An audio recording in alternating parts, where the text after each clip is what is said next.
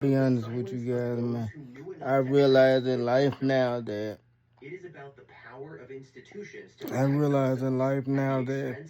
life is about going for who you are and not trying to live something you not.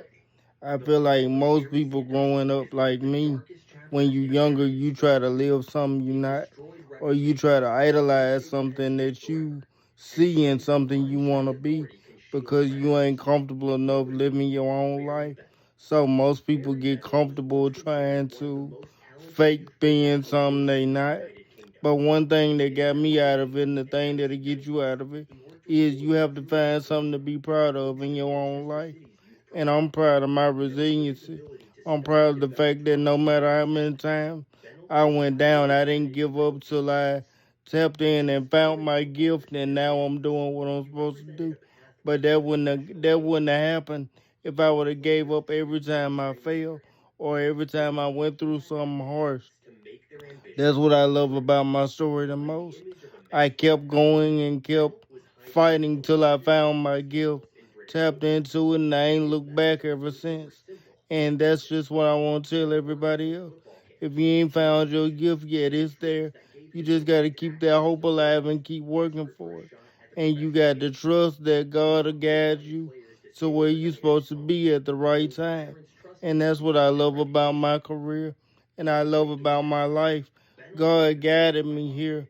Once I stopped being hard headed and went with what I knew I was supposed to do in the first place and just trusted my gift. And that's another thing I want to talk about. Trusting your gift. It's the toughest thing I ever had to learn how to do. But I love that I trust my gift because my gift has kept me protected so many times. It meant so many things I could have been involved in when I was too young and wasn't ready. But God kept me away from those people and away from those situations. The toughest part for me is when Spirit used to tell me, hey, you don't need to go around this person. You don't need to be around this situation. I used to be trying to be hard headed and force it anyway because that's who I used to be when I was younger. Instead of me listening, I would take it as a challenge and try to do it anyway. And that's when I found myself suffering. That's when I found myself in some of the worst life situations, in some of the worst relationships, in some of the worst physical and mental places I ever been in. When I fought against what God told me to do. And that's how I learned to do the right thing. I learned through trusting God.